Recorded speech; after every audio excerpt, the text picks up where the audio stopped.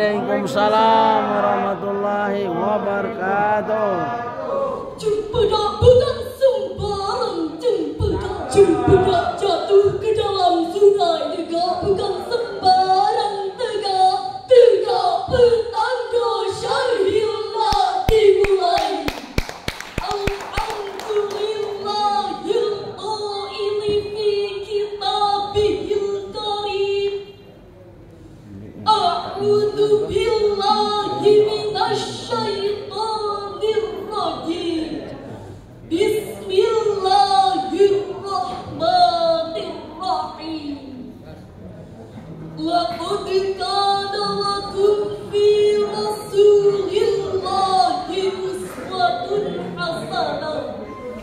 Assalatu wassalamu ala sayyidina Muhammadin syafa'ah wa ala alihi wa ashabihi kabis sa'adah.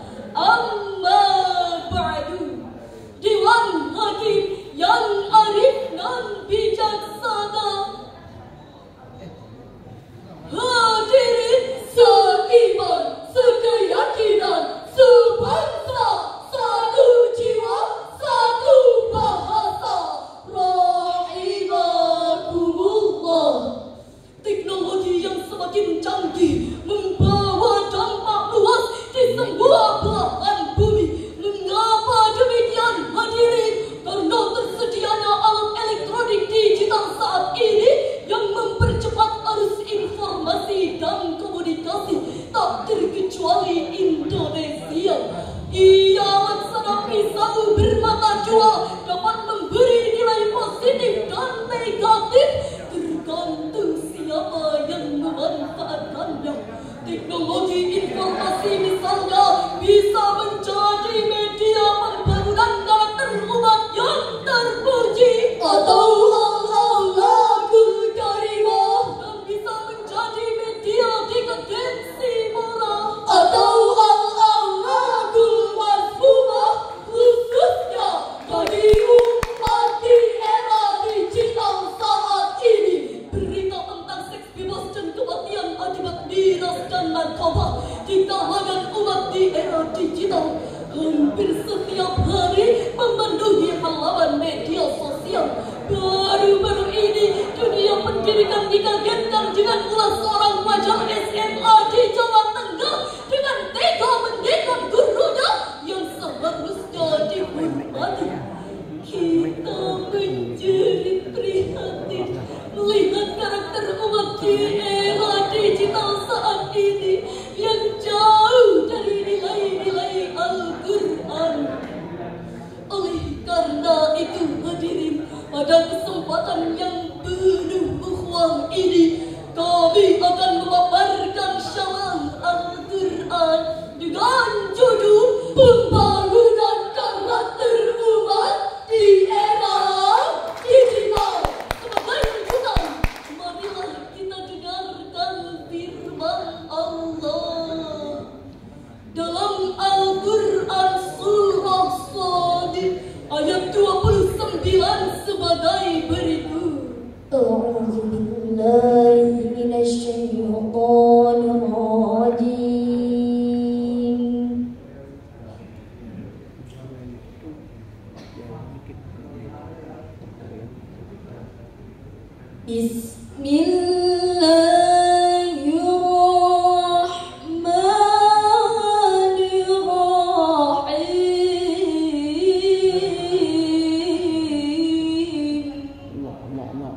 Allah.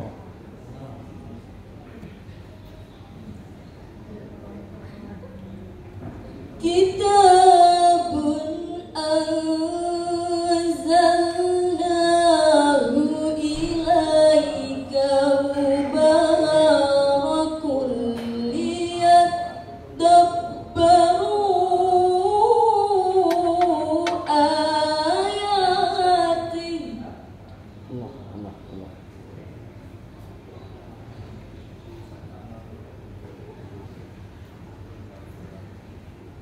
Liyadabbaru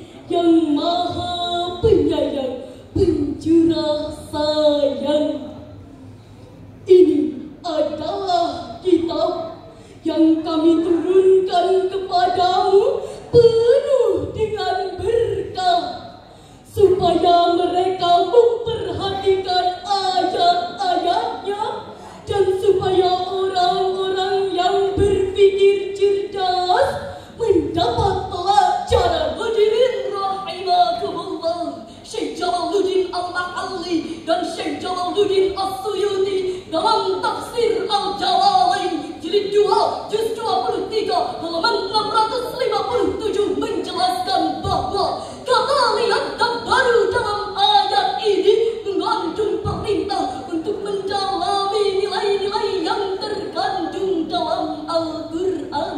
Dari situlah pedoman dan pelajaran berharga kita peroleh, lalu kita jadikan pegangan. Itulah generasi ulul albab, generasi umat yang cerdas intelektualnya sekaligus cerdas spiritualnya. Hadirin, pesatnya perkembangan teknologi telah membawa perubahan terhadap karakter dan gaya hidup setiap orang. Perkembangan teknologi di Indonesia terjadi begitu pesat hingga kini kita telah memasuki era yang kita namakan era teknologi digital. Teknologi digital sendiri, hadirin, diciptakan manusia untuk memudahkan kita dalam menjalani kehidupan. Perlu kita sadari, hadirin, media sosial telah memberikan dampak yang sangat positif dalam kehidupan kita semua, mulai dari sektor ekonomi, sosial, budaya, politik, bahkan keagamaan, hingga lahirlah berbagai tokoh politik dunia, ditambah dengan lahirnya dai-dai kondang yang ceramahnya viral di media sosial. Seperti inilah seharusnya teknologi, hadirin. Kehadirannya dapat memberikan manfaat kepada kita sekaligus sebagai pengingat atas kekuasaan Allah Subhanahu wa ta'ala. Hadirin, sekuat apapun angin kencang tak akan mampu menembangkan pohon yang memiliki akar menghujam ke bumi. Sayyidina Ali bin Abi Thalib radhiyallahu anhu berkata, angin kencang yang menerpa bukanlah untuk menggoyang pohon, melainkan untuk menguji sejauh mana kekuatan akarnya. Tantangan yang dihadapi negeri ini beberapa tahun lalu lebih kita rasakan pada masa pandemi COVID-19 saat itu. Dampaknya sangat berbahaya sekali oleh seluruh umat negeri ini. Tidak hanya itu, hadirin, pandemi saat itu juga sangat berdampak pada meningkatnya dekadensi moral umat di era digital. Berdasarkan data dari Indonesia Corruption Watch, jumlah penindakan kasus korupsi pada tahun 2022 mencapai hingga 597 kasus dengan 1.396 tersangka. Kerugian yang dialami negara juga tidak tanggung-tanggung akibat kasus korupsi tersebut, yakni mencapai hingga 42.747 triliun rupiah, dana yang cukup untuk membangun 1.000 madrasah serta pondok pesantren dengan semua fasilitasnya. Hadirin rahimakumullah, kita juga prihatin atas sejumlah peristiwa yang terjadi di kalangan umat di era digital saat ini yang mencerminkan rusaknya karakter. Di antaranya pertama, kasus narkoba. Lagi-lagi kita dikagetkan dengan sebuah berita yang dilansir oleh British Broadcasting Corporation pada tanggal 18 Agustus 2022. Ada penangkapan oknum perwira yang dipercaya sebagai kasat reserse narkoba dan dia kini mampu memberantas narkoba, justru tertangkap atas kepemilikan dan pengedaran narkoba. Di bagaimana negeri kita jika kita tidak menyingsingkan lengan baju untuk berperang melawan narkoba? Kedua, kasus kekerasan seksual. Kementerian Pemberdayaan Perempuan dan Perlindungan Anak mencatat sebanyak 9.588 kasus kekerasan seksual selama tahun 2022. Hadirin, kami ulangi sekali lagi, 9.588 kasus, bukan 9 kasus. Negara kita ini kaya dengan para pakar berpendidikan tinggi dalam berbagai disiplin ilmu lulusan dalam maupun luar negeri, bahkan bergelar profesor. Tapi sayang di antara mereka masih ada yang tak berkarakter. Mereka menggunakan kepintarannya untuk memproduksi informasi bohong serta memprovokasi dan adu domba. Bahkan orang yang selama ini kita kagumi keilmuannya berteriak lantang melarang korupsi, ternyata tertangkap KPK karena kasus korupsi. Mereka berorasi berjuang atas nama rakyat, tapi ujung-ujungnya merampas hak rakyat. Ini tertuang dalam sabda Nabi Muhammad sallallahu alaihi wasallam sebagai berikut: Al-muslimu man salimal muslimuna bil lisanihi wa yadihi. Seorang muslim yang baik adalah kaum muslimin yang selamat dari keburukan lisan dan tangannya. Hadis riwayat Bukhari nomor 10. Hadirin, mari kita belajar dari sejarah Cina. Siapa yang tidak kenal dengan tembok Cina? Salah satu situs keajaiban dunia yang sampai saat ini berdiri kokoh melewati banyak generasi zaman. Ketika Cina zaman kuno belum hidup dalam kondisi aman, mereka membangun tembok Cina yang sangat besar untuk melindungi negaranya. Memang tembok ini sangat kokoh sehingga dalam beberapa kali perang tidak dapat ditembus oleh musuh. Ternyata hadirin, sekian ratus tahun kemudian tembok ini berhasil ditembus oleh musuh dengan cara menyuap penjaga temboknya. Cina di zaman itu disibukkan dengan pembangunan temboknya, tapi mereka lupa membangun karakter manusianya. Lantas hadirin, apa yang harus kita lakukan untuk menyelamatkan karakter umat di era digital saat ini dari karakter perusak masa depan bangsa? Sekali lagi, mari kita dengarkan firman Allah dalam Al-Quran surah Al-Ahzab ayat 21 sebagai berikut: Laqad kana lakum fi Rasulillahi uswatun hasanatun liman kana yarjullah.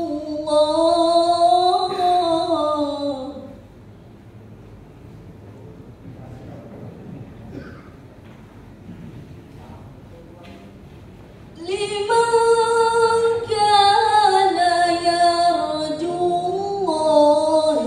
wal yawmal akhir wa dzakarallaha katsira. Sungguh telah ada pada diri Rasulullah itu suri teladan yang baik bagimu, yaitu bagi orang yang mengharap rahmat Allah dan kedatangan hari kiamat, dan dia banyak mengingat Allah. Shadaqallahul Azim. Maha benar Allah dengan segala firman-Nya, dan dialah yang maha agung. Hadirin rahimakumullah, Profesor Dr. Muhammad Quraisy dalam tafsir Al-Misbah jilid 11 halaman 244 menjelaskan Rasulullah adalah teladan yang baik bagi umat manusia. Beliau mengajarkan nilai-nilai karakter mulia meliputi akhlak kepada Allah, akhlak kepada sesama manusia,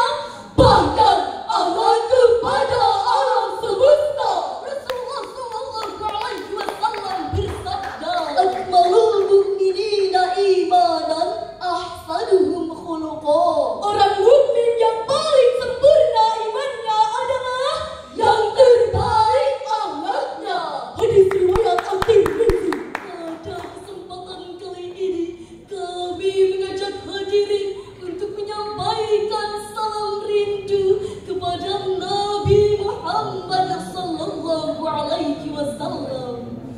Assalamualaikum. Yang mengaku cinta kepada Nabi engkau, yang mengaku merindukan Nabi.